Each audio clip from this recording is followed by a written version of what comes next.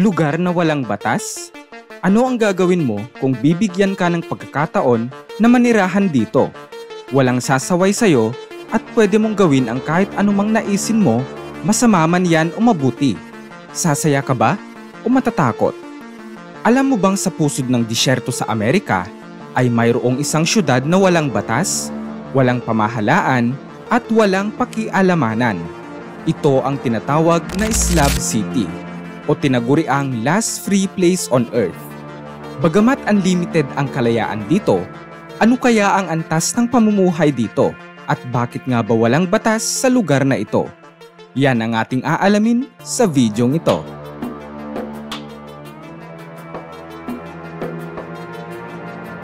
Ngunit bago yan, kung bago ka pa lang dito sa ating channel at interesado ka sa ganitong mga content na tumatalakay sa siyensya, discovery, conspiracy, kakaibang pangyayari, katatakutan at iba pa, ay pakipindot mo na din ang subscribe at bell button para lagi kang updated sa mga bagong uploads ko. Maraming salamat po. Ang batas ay ginawa at ipinapatupad ng pamahalaan upang magdulot ng isang organisadong lipunan, mga alituntunin at para maiwasan ang krimen at kaguluhan. Ngunit naiisip mo ba ang mga pwedeng mangyari kung ang isang lugar ay walang sinusunod na batas? Ito ang syudad ng Slav City, isang lugar sa timog silangan ng Sonoran Desert sa California. Nakuha nito ang pangalan nitong Slav City mula sa mga naiwang konkretong Slav dahil ito ay dating military base at naging testing site din ng mga military weapons noong World War II. Sa paglipas ng panahon, ang abandonadong lugar na ito at malawak na disyerto ay dinagsa ng mga homeless people sa Amerika at iba pang mga dayuhan na piniling dito na manirahan. Ang kagandahan sa Slav City ay pwede kang magtayo ng sarili mong bahay kung saan mo naisin basta wala pang nagmamay-ari dito. Hindi mo na rin kailangan pang magbayad ng upa. Kung iisipin, ay malaki ang matitipid mo. Ngunit malaki din ang hamon na kakaharapin mo kung sakaling piliin mong manirahan dito. Dahil ito ay nasa pusod ng disyerto, walang access sa water system ang mga tao at kanya-kanya ang diskarte dito para makakuha ng malinis na tubig na maiinom at magagamit. Ang iba ay nag-iimbak sa mga malaking containers mula sa mga donasyon, habang karamihan ay dumarayo pa sa kalapit na bayan ng Nyland upang humingi ng tubig. Wala ring access sa kuryente ang lugar na ito, kung kaya't ang mga iba dito na may kakayahan ay dinediskartehan ito at gumagamit ng mga generators o din naman ay solar panels para makagawa ng kuryente. Kung ikaw naman ay isang adventurista at balak mo namang bumisita sa Slav City, popular na atraksyon ang mga art installations na binuo ng mga residente rito. Nariyan ang mga lumang sasakyan na ginawang mga obra, mga graffiti, mga weird at minsan ay nakakatakot na structures, at ang pinakasikat sa lahat ay ang tinatawag na Salvation Mountain na ginawa ng residenteng si Leonard Knight gamit ang mga patapong bagay gaya ng mga bricks, lumang gulong, mga parte ng sasakyan at libu-libong galon ng pintura. Dahil sa taglay nitong kakaibang ganda, ay kinalala ito ng The Folk Art Society of America noong 2002 bilang isang national treasure. Dahil ang Slav City ay located sa pusod ng disyerto, ang temperatura sa lugar ay umaabot ng 48 degrees Celsius, kung kaya't ang paninirahan dito ay isang malaking hamon.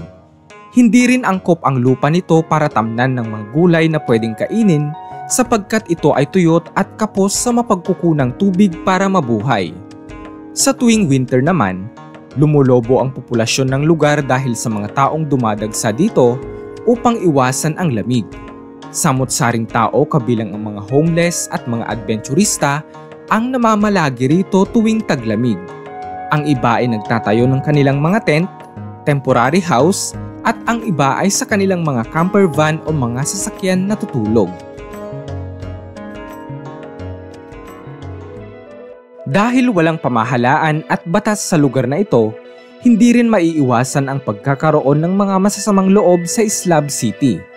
Talamak ang krimen sa lugar na ito, partikular na ang pagnanakaw, away, at paninira ng mga gamit tulad ng mga sasakyan.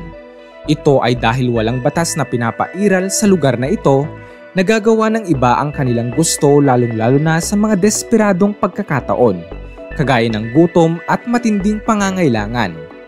Kapag tumapak ka sa lugar na ito, lahat ng pagmamay-ari mo ay asahan mong hindi na lubusang magiging sayo, dahil mainit ang mata ng ibang lokal, lalong-lalo na kung alam nilang mapapakinabangan nila ang iyong mga gamit. Kadalasan dito ang panloloob ng mga bahay, pagnanakaw ng mga supplies, at kahit na mga partes ng sasakyan gaya ng gasolina at gulong. Kung kaya't ang ibang residente dito ay nilalagay ang batas sa kanilang sariling kamay at mayroong kanya-kanyang pamamaraan ng pagbabantay ng kanilang mga gamit, gaya ng pagkakaroon ng sariling mga armas. Dahil hindi kinikilala ng Amerika na isang opisyal na syudad ang Slab City, hindi ito masyadong binibigyan ng pansin lalong-lalo na ang mga residenteng nakatira rito.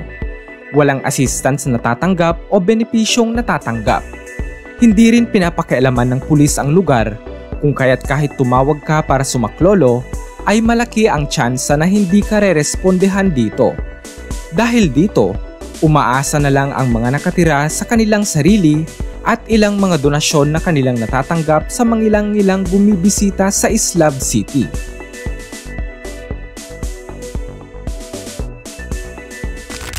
Sa una, ay maaaring masabi mong gusto mong mabuhay sa lugar na walang batas, walang nakikialam sa'yo, walang magbabawal sa iyong gustong gawin. Ngunit sa mas malalim na dahilan, maaaring maging mahirap ito at mapanghamon, lalong-lalo na sa isang lugar na tinitirhan ng iba't ibang tao na mayroong iba't ibang pag-uugali. Mahigpit man o maluwag ang isang batas, naglalayon itong gawing mas matiwasay ang pamumuhay ng bawat tao sa lipunang kinabibilangan. Ikaw kaibigan, nanaisin mo bang tumira sa isang lugar na walang batas? Ano ang opinyon mo rito? Pag-usapan natin yan sa comment section. Muli, this is Bright All PH and see you on my next video. Peace out.